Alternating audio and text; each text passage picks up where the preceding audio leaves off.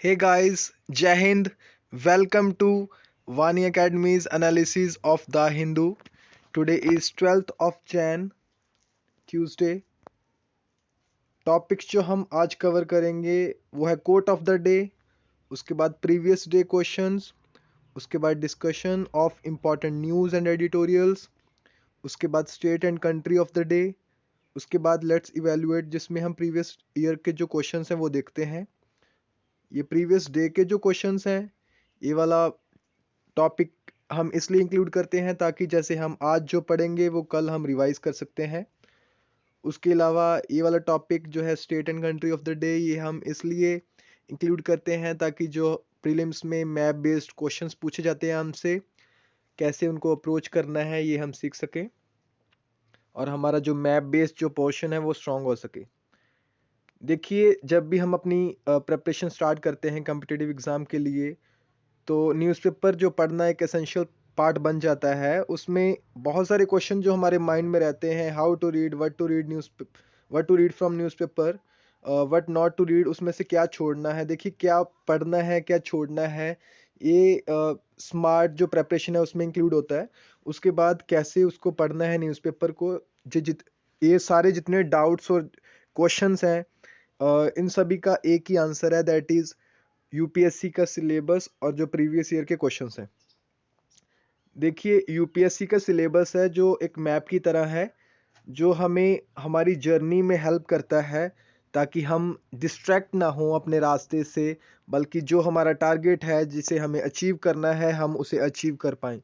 और जो previous year के क्वेश्चंस हैं, they are such tools which help us to evaluate ourselves. जो हमें टेस्ट करने में, क्या हमने अपने कोर्स सब्जेक्ट्स में से पढ़ा है, क्या करंट अफेयर्स में से पढ़ा है, जब हम उसे जो प्रीवियस ईयर के क्वेश्चंस हैं उसके साथ एनालाइज करके देखते हैं, अपने आप को टेस्ट करके देखते हैं, तो ये हमें हेल्प करते हैं ताकि हम अपने टारगेट को अचीव कर पाएँ with the accuracy, with more chances of success. जो यूपीएससी की जर्नी है, that is basically divided into three portions और three parts, that is prelims, three stages, that is prelims, mains और पर्सनालिटी टेस्ट। पर्सनालिटी टेस्ट जो है जिसे interview भी बोलते हैं, और प्रीलिम्स और मेंस, इसका जो सिलेबस है यूपीएससी की तरफ से डिफाइंड है, though it is not a complete syllabus but it is just comprehension, so comprehended syllabus. So आप अगर फुल सिलेबस डाउनलोड करना चाहते हैं तो आप गूगल से वहाँ पे यूपीएससी का सिलेबस जो है मेंस का और प्रीलिम्स का, वहाँ से आप डाउनलोड कर सकते हैं। जो मेंस का सिलेबस है उसमें ऐसे पेपर रहता है, उसके बाद जनरल स्टडी 1 2 3 4, उसके बाद ऑप्शनल और लैंग्वेज के पेपर्स रहते हैं। लैंग्वेज के पेपर जनरली क्वालिफाइंग होते हैं, क्वालिफाइंग नेचर के। और उसके अलावा जनरल स्टडी 1 में आर्ट एंड कल्चर का टॉपिक होता है, that is basically related with history, और उसके बाद history and geography of the world and even India. उसके बाद जो सोसाइटी वाला पोर्शन रहता है, उसके बाद GS2 में गवर्नेंस, पॉलिटी और सोशल जस्टिस और इंटरनेशनल रिलेशंस, जिसमें हम जितने भी कंट्रीज़ के साथ हमारी फॉरेन पॉलिसी या जो भी कंट्रीज़ के साथ हमारे किस तरह के रिलेशंस हैं उनके बारे में हम पढ़ते हैं। उसके बाद जनरल स्टडी 3 में हम टेक्नोलॉजी, इकोनॉमिक डेवलपमेंट, उसके बाद इन्वायरमेंट एंड बायोडाइवर्सिटी, उसके बाद सिक्योरिटी एंड डिजास्टर मैनेजमेंट, ये वाले सारे टॉपिक्स हम GS3 में कवर करते हैं। उसके बाद GS4 में हम एथिक्स, इंटीग्रिटी एंड एप्टीट्यूड के बारे में पढ़ते हैं, कौन कौन सी क्वालिटीज़ एक जो सिविल सर्वेंट्स हैं उनके अंदर होनी चाहिए। या इसके अंदर हम काफ़ी सारे जो ग्रेट लीडर्स हैं, ग्रेट थिंकर्स हैं, ग्रेट फिलोसोफर्स हैं, उनके बारे में हम GS4 के अंदर एथिक्स, इंटीग्रिटी एंड एप्टीट्यूड इस पोर्शन में हम पढ़ते हैं। जनरली ये रिकमेंड किया जाता है कि जो हमारी जैसे लोअर क्लासेस होती हैं, या हमारे जो प्राइमरी क्लासेस हैं या मिडिल क्लासेस हैं या हाई स्कूल की क्लासेस जो हैं, उसके बाद जो सीनियर सेकेंडरी की और इवन की जो सेमेस्टर जो हमारे एग्ज़ाम्स होते हैं, उनमें जो टीचर हमारे रिकमेंड करते हैं कि आप सिलेबस को पढ़ो और उसके हिसाब से आप अपनी जो है प्रेपरेशन और तैयारी करो एग्ज़ाम के लिए। लेकिन यूपीएससी के लिए जो इवन जो टीचर्स हैं, इवन की जो टॉपर्स हैं, वो रिकमेंड करते हैं that we do not have to just read the syllabus, we do not have to just read the syllabus, but we have to learn it. हमें उसे याद कर लेना है, अच्छे से याद कर लेना है। सिर्फ याद ही नहीं करना बल्कि हमें उसे खा जाना है। We have to eat it. Why it is important कि हमें उसे सिर्फ पढ़ना नहीं है बल्कि उसे याद भी करना है और खा भी जाना है। Y it is important, Y it is so important, क्यों ये रिकमेंड किया जाता है? देखिए, हम जो ये न्यूज़पेपर पढ़ रहे हैं या हम जो कोर सब्जेक्ट्स के बारे में हम पढ़ते हैं अपनी प्रेपरेशन, ये जो 1 या 1.5 साल की ये जो जर्नी होती है प्रीलिम्स की तैयारी से लेके मेंस के इंटरव्यू के रिजल्ट तक, तो ये सारा जो है एक ये वाली जो जर्नी है, तो इसमें हमें सिलेबस जो है ये बहुत हेल्प करता है। जैसे हमने पहले भी बात की है, तो सिलेबस हमें डिस्ट्रैक्ट नहीं होने देता, हमें एक बाउंड्री मार्क करके दे देता है कि आपको इसी में से पढ़ना है।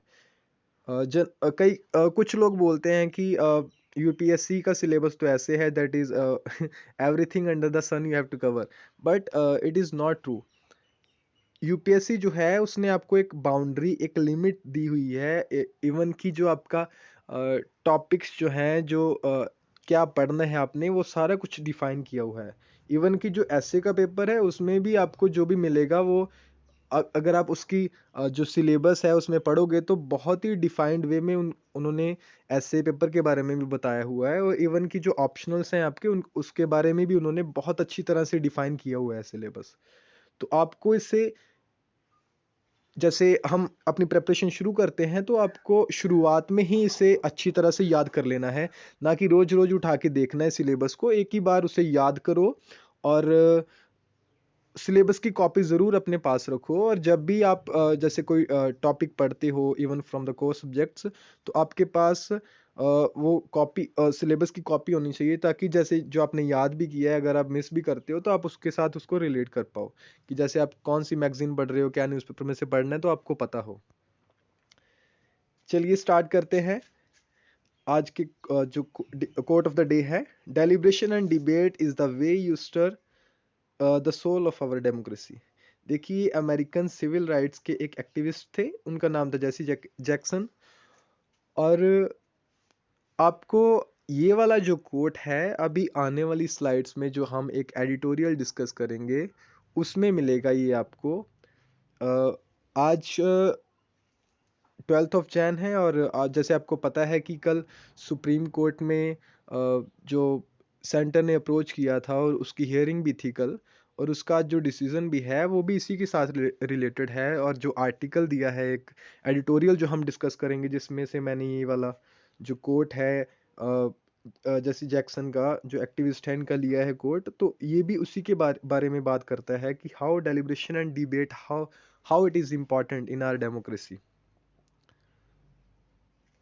प्रीवियस डे क्वेश्चन जो हमने आज डिस्कस करना है, कल हमने डिस्कस किया था जो असम जो स्टेट है हमारी, basically one of the 7 sisters, उसे 2 कंट्रीज जो हैं उसके साथ अपनी लैंड बाउंड्री शेयर करती हैं, है ना। जो नॉर्थ ईस्ट में है असम, उसके साथ 2 कंट्रीज जो हैं वो अपनी लैंड बाउंड्री शेयर करती हैं असम के साथ। आपको इसमें से देखना है कि कौन सी ऐसी कंट्री है जो असम के साथ अपनी बाउंड्री शेयर नहीं करती, और आपको कमेंट बॉक्स में बताना है। और जो स्ट्रक्चर्ड वे में आंसर बताएंगे, एक अच्छे स्ट्रक्चर्ड वे में बताएंगे, उनका नाम कल यहाँ पे जब प्रीवियस डे का क्वेश्चन डिस्कस किया जाएगा तो उनका नाम यहाँ पे हम मेंशन करेंगे। चलिए स्टार्ट करते हैं इंपॉर्टेंट न्यूज़ और एडिटोरियल्स के साथ। GS1 में आज हम 2 टॉपिक्स पढ़ेंगे, ऑटिज्म और रिकॉर्ड फ्लाइट के रिलेटेड, और उसके बाद एक GS2 के टॉपिक्स हैं supreme court intents to stay farm laws और पैनल क्लियर्स पार्लियामेंट। एक प्रोजेक्ट है पार्लियामेंट का, वो एक पैनल ने क्लियर किया है, उसके बारे में हम पढ़ेंगे। सबसे पहले हम GS2 के में एक टॉपिक है जो कल हियरिंग होनी थी सुप्रीम कोर्ट में। देखिए, सेंटर ने जो 3 फार्म लॉज थे वो पास किए, और उसके बाद जो फार्मर्स थे they were not ready to accept them. उसके बाद few months back the protest was going on। इसके बारे में हम देखेंगे। और कल यानी कि 11th जैन को इसकी हियरिंग थी सुप्रीम कोर्ट में, और सुप्रीम कोर्ट ने इसके बारे में क्या कहा वो हम इसमें पढ़ेंगे। जनरली जो एनालिसिस होते हैं वो एक साइड पे आपको लिख के भी देते हैं, लेकिन आज ये मैं आपके साथ जो इसमें एक्चुअल जो वर्ड्स हैं उसके हिसाब से मैं डिस्कस करूंगा, ताकि आप इसे अपने एग्जाम में ज़रूर कोट कर पाओ, because it is very important. और जो वर्ड्स हैं अगर आप डायरेक्ट कोट करोगे इसमें से जो हमारे सीजीआई ने बोले हैं, और जो भी जैसे अटर्नी जनरल हैं या सोलिसिटर जनरल हैं उनके बारे में, जैसे वो कैसे वो आर्गू करते हैं, उनके वर्ड्स अगर आप यहाँ से डायरेक्ट पढ़ोगे तो आपका जो आंसर है वो बहुत ही मैच्योर दिखेगा। Supreme court intends to stay formulas. सुप्रीम कोर्ट ने कहा, देखिए कि अगर सेंटर को उन्होंने बोला कि they are very disappointed with the centre. A 3 जज बेंच जो था उसमें जो सीजीआई थे हमारे चीफ जस्टिस ऑफ इंडिया जो थे शरद अरविंद बोबड़े, वो इसको हेड कर रहे थे। उसके बाद उन्होंने बताया कि they are very disappointed at centre's handling of the protest. जो सेंटर जो है प्रोटेस्ट को हैंडल कर रहा है उससे वो बहुत डिसअपॉइंटेड हैं। और पहले जो वो बोल रहे थे कि अभी हम बात कर रहे हैं, कुछ दिन पहले भी हियरिंग हुई थी, पेटिशंस फाइल हुए थे सुप्रीम कोर्ट में, और सेंटर ने कहा था कि we are listening to the farmers. तो इसमें आप देखेंगे आगे सुप्रीम कोर्ट ने क्या कहा है। और सुप्रीम कोर्ट ने कहा है कि जैसे अभी बहुत सारे वहाँ पे जो ईस्ट फार्मर्स भी हैं और विमेन भी हैं वहाँ पे, और चिल्ड्रन भी हैं, छोटे बच्चे भी हैं, और कैसे वो इतनी ठंड में वहाँ पे इकट्ठे हैं। और ऊपर से ये कोविड-19 का ये जो पैंडेमिक है उसमें इतनी जो मुश्किलें हैं उनके लिए, और वो वहाँ पे प्रोटेस्ट कर रहे हैं, ये सुप्रीम कोर्ट को बिल्कुल भी अच्छा नहीं लग रहा। और सुप्रीम कोर्ट ने कहा कि वो सेंटर के साथ हैं, बहुत डिसअपॉइंटेड हैं। जैसे वो किस तरह से इस सिचुएशन को हैंडल कर रहे हैं उसके रिलेटेड। उन्होंने सेंटर को कहा कि you made a law without enough consultation. जैसे देखिए कुछ जो स्टूडेंट्स रहते हैं उनको ये नहीं पता होता कि जैसे सेंटर के साथ कैसे आर्गू करता है सुप्रीम कोर्ट। तो सेंटर के जो है सेंटर जो है उसके बिहाफ पे जो लॉयर्स होते हैं, जैसे अटर्नीज होते हैं, जैसे अटर्नी जनरल जो हमारे हैं, जैसे जो के वेणुगोपाल हैं, उसके अलावा जो सोलिसिटर जनरल हैं, और जो कि उनके नीचे होते हैं, तो ये आर्गू करते हैं on the behalf of centre with the supreme court.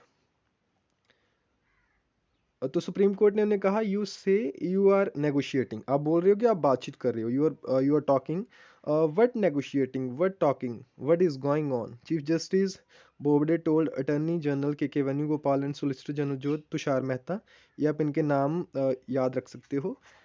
वैसे तो ये एग्ज़ाम में आपसे पूछा नहीं जाएगा प्रीलिम्स में, क्योंकि ऐसे किसी का नाम जो डायनेमिक चीज़ें होती हैं वो पूछी नहीं जाती जनरली, लेकिन फिर भी आप अपने आंसर्स में कोड करने के लिए आपको ज़रूर इनके बारे में पता होना चाहिए। The court will pass orders on Tuesday. आज 12th ऑफ जैन है, और आज कोर्ट ने बोला है कि आज वो ऑर्डर पास कर सकते हैं, डायरेक्शंस पास कर सकते हैं जो सेंटर को फॉलो करनी पड़ेंगी। इससे पहले हम ये वाला पढ़े, हम नेक्स्ट पेज में है, हम इसके बारे में पढ़ेंगे। देखिए जो एग्रीकल्चरल लॉज के रिलेटेड जो हैं, बेसिकली ये स्टेट के अंडर आता है, स्टेट लिस्ट के अंडर आता है, और ये हम आप शेड्यूल 7 में पढ़ सकते हो। देखिए जो कॉन्स्टिट्यूशन होता है that is basically divided into parts, parts के अंदर आर्टिकल्स होते हैं, और उसके अलावा शेड्यूल्स भी होते हैं जिसके अंदर काफ़ी इंपॉर्टेंट जो चीज़ें हैं वो मेंशन होती हैं, क्योंकि हमारा जो कॉन्स्टिट्यूशन है दैट इज़ वेरी वास्ट, और इन सारी चीज़ों से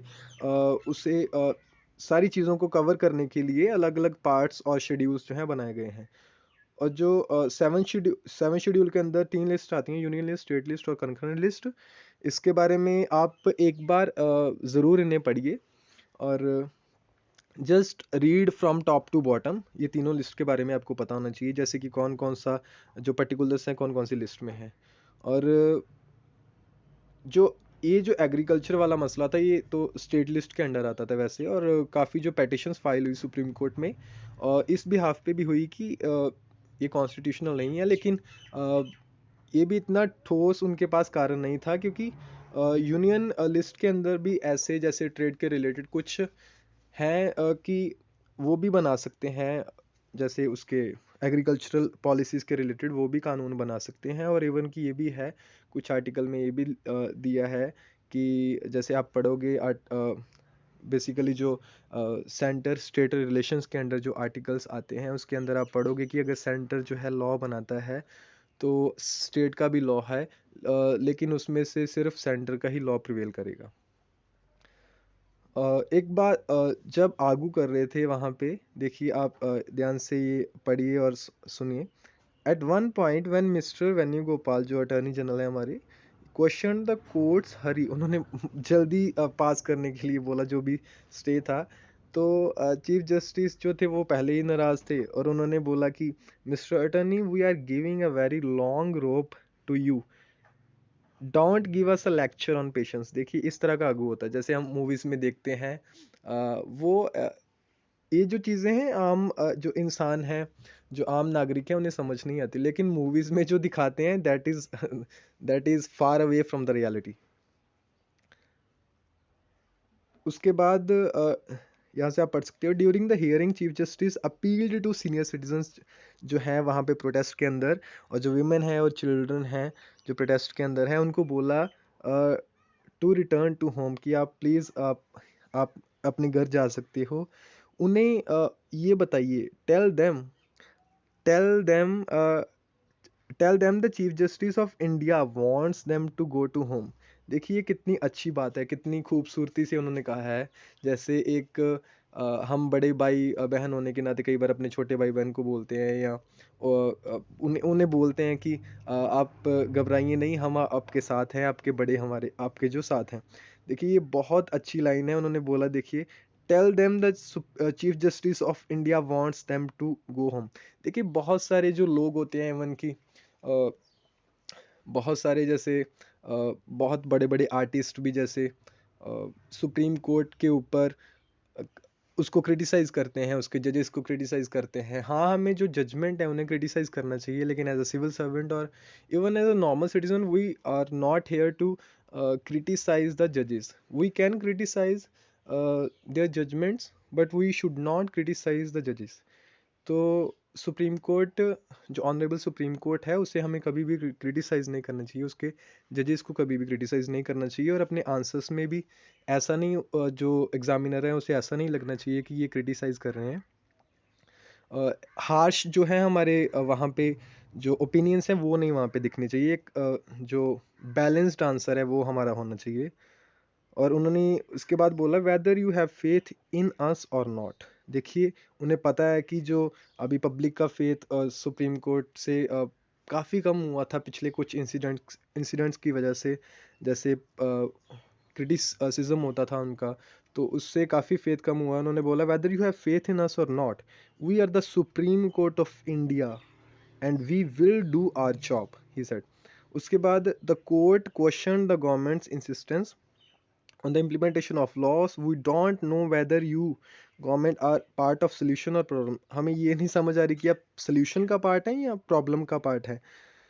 उन्होंने ये भी बताया कि इवन की सिंगल पेटिशन फाइल नहीं हुई जिस पेटिशन में ये लिखा हो कि जो लॉज ये बने हैं तीनों ये बेनिफिशियल हैं।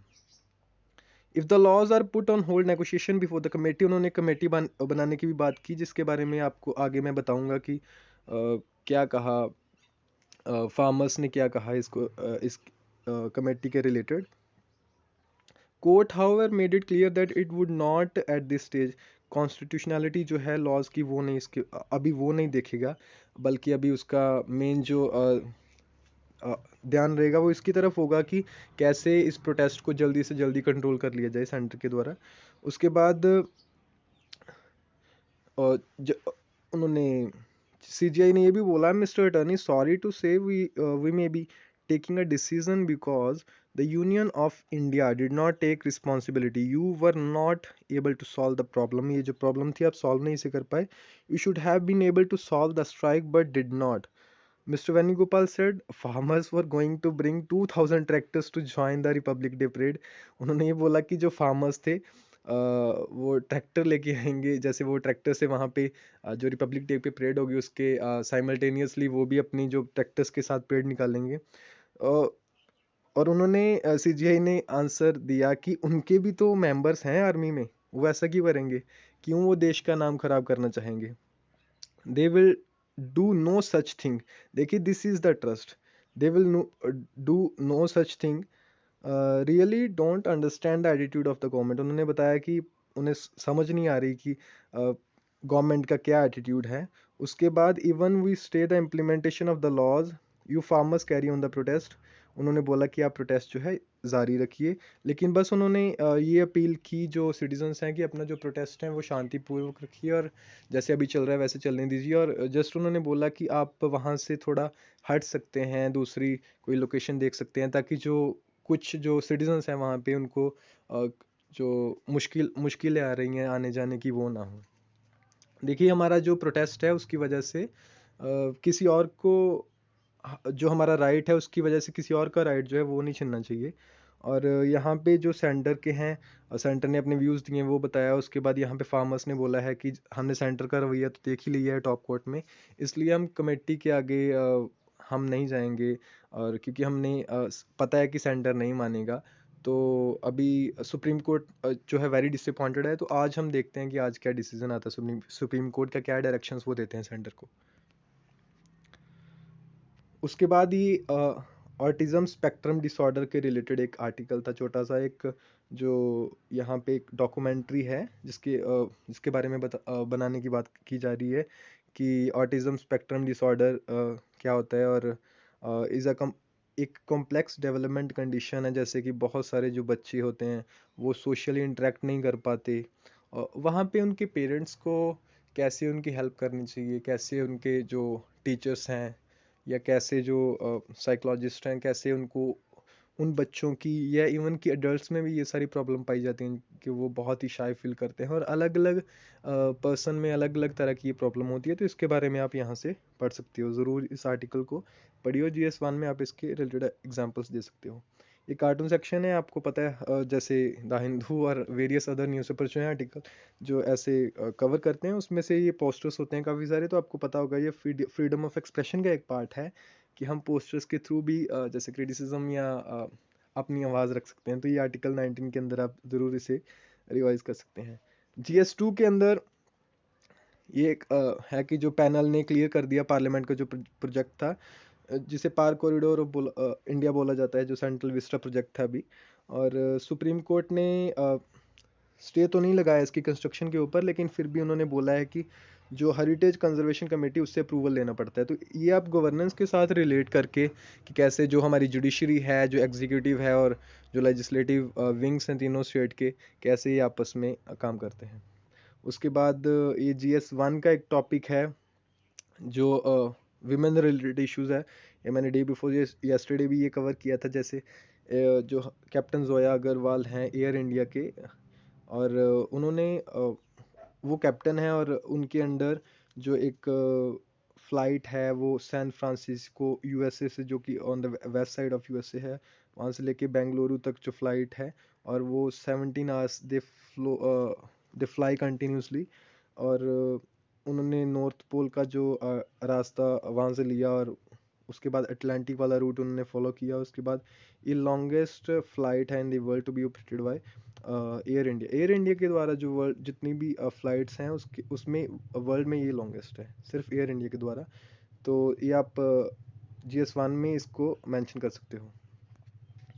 उसके बाद ये एक एडिटोरियल है, मनरेगा की जो एग्जांपल ली गई है इससे भी आप जो गवर्नेंस वाला टॉपिक है उसके साथ रिलेट कर सकते हो। जो मैंने कोट लिया था वो यहीं से लिया था, यहाँ पे बेसिकली दिया हुआ, इसके बारे में आप पढ़ सकते हो। Dialogues for democracy, lessons from Rajasthan. Rajasthan के अंदर जैसे जो मनरेगा है, MG नरेगा है, कैसे उसकी जो वेजेस हैं क्रेडिटेड सेंट्रल गवर्नमेंट से अभी डायरेक्ट जो है वर्कर्स के जो बैंक अकाउंट हैं उनमें क्रेडिट की जाती है। तो कैसे उन्होंने इस प्रॉब्लम को टैकल किया, जैसे इसमें सिर्फ जैसे पेमेंट की रिजेक्शंस होती थी, वर्कर जो काम करते हैं और उसके बाद वो अपनी पेमेंट लेने जाते हैं तो क्या क्या उन्हें मुश्किलें आती हैं। इसके बैंकिंग के अलावा इस पे जो एनपीसीआई है वो भी इन्वॉल्व है। उसके बाद जो जैसे काफ़ी सारे एरर्स हो जाते हैं, जैसे डाटा एंटर करते हैं जो ब्लॉक लेवल के वहाँ पे जैसे कुछ ऑफिशियल्स रहते हैं, तो वो जब डाटा एंटर करते हैं तो काफ़ी सारे एरर्स उस उनमें से भी हो जाते हैं कुछ। और कई तरह के जैसे डोमेंट अकाउंट्स भी पाए जाते हैं, जैसे कि पहले वो एक्टिव होते हैं अकाउंट, उसके बाद क्योंकि जो एक वर्कर है उसे इतना जैसे बैंकिंग लिटरेट नहीं होता, वो इतना बैंकिंग के बारे में इतना अवेयर नहीं होता, तो जनरली वो लोग बहुत कम अकाउंट ऐसे खुलवाते हैं। तो इससे उन्हें भी काफ़ी सारी प्रॉब्लम आती है कि डोमेंट अकाउंट्स की, और फिर उन्हें टाइम पे जो पे नहीं मिल पाता। सॉफ्टवेयर इनफ्लॉज भी होते हैं, जैसे कईयों के आधार कार्ड जो है या कई बार सिस्टम में कोई प्रॉब्लम हो वो बताते हैं, या कई बार शॉर्ट स्टाफ्ड होते हैं बैंक्स में। शॉर्ट स्टाफ बैंक्स होते हैं जैसे उनमें बहुत कम स्टाफ होता है और कई बार बहुत ज़्यादा भीड़ होती है, स्टाफ बहुत कम होता है। उससे भी क्या होता है कि उन्हें बार बार चक्कर मार के वहाँ पे बैंक की तरफ आना जाना पड़ता है। और इवन कि एक बहुत सारे टाइम पहले मनरेगा के रिलेटेड एक आर्टिकल था जिसमें ये बताया गया था कि कैसे जो है जितनी उनकी अभी वेज नहीं होगी कि उससे ज़्यादा एक तो उनका टाइम भी वेस्ट होता है ना। उनका टाइम भी वेस्ट होता है आने जाने में, और आने जाने का जो खर्चा होता है वो भी लग जाता है, और इवन कि कई बार उन्हें वहाँ से रिटर्न भी कर दिया जाता है।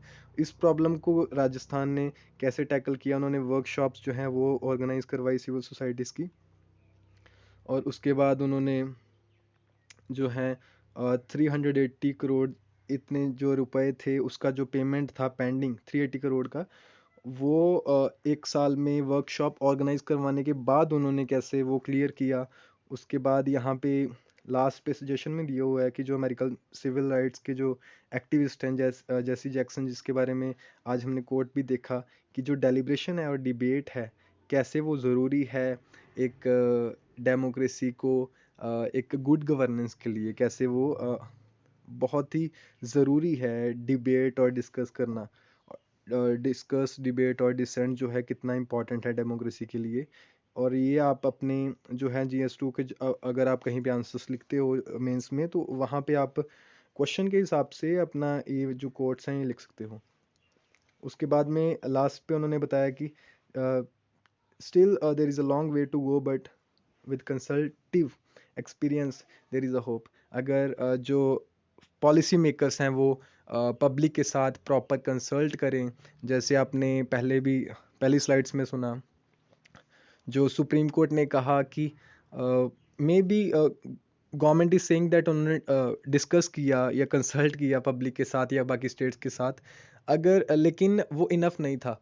अगर वो प्रॉपरली कंसल्ट करते या पहले ही अच्छे से डिस्कस करते डिबेट करते उसके ऊपर, तो क्यों ना एक अच्छा रिजल्ट निकल पाता। और क्यों इतना सिर्फ फार्मर्स का नहीं, देखिए ऐसे प्रोटेस्ट के साथ सिर्फ फार्मर्स का नहीं पूरे देश का जो है टाइम वेस्ट होता है। किसान जो है वहाँ पे खड़े हैं, बच्चों की पढ़ाई ख़राब हो रही है वहाँ पे, इवन कि बहुत सारे लोग जो हैं वहाँ पे मरे भी हैं। वो जो फैमिलीज़ का लॉस हुआ है, और ये सारा जो देश का जो टाइम लॉस होता है that is not a good thing. इसलिए डिस्कस डिबेट और डिसेंट जो है डेलिब्रेशन जो है that is very important part of the democracy. जो स्टेट्स हमने अभी तक आंध्र प्रदेश और अरुणाचल प्रदेश और असम डिस्कस कर लिए हैं, इसमें से मैंने आपको क्वेश्चन भी पूछा है। आज हम बिहार के बारे में देखेंगे। देखिए बिहार जो है सिर्फ एक ही कंट्री के साथ बाउंड्री शेयर करता है दैट इज़ नेपाल, और उसके अलावा ये यूपी के साथ, इधर झारखंड के साथ और वेस्ट बंगाल के साथ अपनी बाउंड्री शेयर करता है, सिक्किम के साथ नहीं करता। 3 स्टेट्स हैं यूपी, झारखंड और वेस्ट बंगाल, और उसके अलावा एक कंट्री है नेपाल जिसके साथ ये बाउंड्री शेयर करता है। इसके बारे में आपको पता होना चाहिए। कंट्री जो हम आज डिस्कस करेंगे दैट इज़ नेपाल। और ये वाली जो कंट्रीज है हमने डिस्कस कर ली हैं, जैसे सबसे पहले हमने इंडिया के बारे में, अफगानिस्तान के बारे में, उसके बाद पाकिस्तान के बारे में डिस्कस किया था। और नेपाल जो है वो that is basically sharing it's boundary with India और चाइना। और नेपाल की जो कैपिटल है वो भी आपको कमेंट बॉक्स में बताना है। और उसके अलावा जो प्रीवियस ईयर के क्वेश्चन हम देखते हैं, और काफ़ी सारे क्वेश्चन हमने पहले भी मैप बेस्ड डिस्कस कर लिए। ये वाला क्वेश्चन था, among the following city which one lies on the longitude closest to that of Delhi. इसमें ये बेंगलुरु आएगा। यहाँ पे आप इसके लोकेशन देख सकते हो। लॉन्गिट्यूड होते हैं जो नॉर्थ से लेके north pole to south pole travel करते हैं, और ये वाले लैटिट्यूड्स होते हैं जो वेस्ट टू ईस्ट ट्रैवल करते हैं। इसके बारे में आप ज्योग्राफी में भी पढ़ सकते हो अपने कोर सब्जेक्ट्स में, और ये भी आपको पता होना चाहिए। इसका आंसर जो है बेंगलुरु आएगा। और उसके अलावा जो है ये नेक्स्ट क्वेश्चन है जिसका आंसर आपको पढ़ के और कमेंट बॉक्स में आपको देना होगा, और अच्छे से इसको सॉल्व भी करना होगा। और आप प्लीज़ इन आंसर्स की अच्छे से प्रैक्टिस कीजिए, और इसका आंसर आप जो है कमेंट बॉक्स में दीजिए। और प्लीज़ इस यूट्यूब चैनल को, वानी अकेडमी को आप प्लीज़ सब्सक्राइब करें। और सब्सक्रिप्शन के अलावा आप जब सब्सक्राइब करते हैं तो उसके साइड पे एक जो बेल आइकन भी है उसे भी प्रेस करें, ताकि आपको जो नोटिफिकेशन से आने वाली वीडियोस का वो भी मिलता रहे। उसके अलावा लाइक भी करें, कमेंट भी करें और शेयर भी करें। और इस जो हम एनालिसिस करते हैं इसकी पीडीएफ जो है आपको t.me.vani.mehra यहाँ पे इस टेलीग्राम ग्रुप पे आपको इसको ज्वाइन करें। टेलीग्राम ऐप को डाउनलोड करें, इसको ज्वाइन करें, वहाँ पे आपको इसकी पीडीएफ मिलेगी। उसके अलावा जैसे वानी जो वानी मैम है that is basically teaching on Unacademy, और बहुत सारे वहाँ पे टॉप एजुकेटर्स पढ़ाते हैं। तो आप ये कोड यूज़ कर सकते हो VMIAS 10। अगर आप ये कोड यूज़ करते हो तो आपको इमीडिएट 10% डिस्काउंट मिलेगा आपके अन अकेडमी सब्सक्रिप्शन के ऊपर। और इसके अलावा जैसे वहाँ पे और भी बहुत सारे एजुकेटर्स हैं, और आप जल्दी से इसे कर सकते हो, क्योंकि अभी प्रीलिम्स के लिए बहुत ही कम टाइम रह चुका है। और जैसे जून में 27 को आई थिंक प्रीलिम्स है। उसके अलावा अभी बहुत कम टाइम है जो आपके पास बचा हुआ है। आप जल्दी से अपनी पढ़ाई स्टार्ट कर सकते हो, तैयारी स्टार्ट कर सकते हो। और आज जो है वानी मैम का बेसिकली मॉडर्न जो हिस्ट्री है उसके ऊपर, मॉडर्न इंडियन जो हिस्ट्री है उसके रिलेटेड, वो आज उनका कोर्स जो है 3 PM जो है स्टार्ट होगा। उसमें मॉडर्न हिस्ट्री वो कवर करेंगे। तो आप ज़रूर उनका जो प्लस का कोर्स है वहाँ पे एनरोल करके और सब्सक्रिप्शन में आप ये कोड यूज़ कर सकते हो। ठीक है, थैंक यू।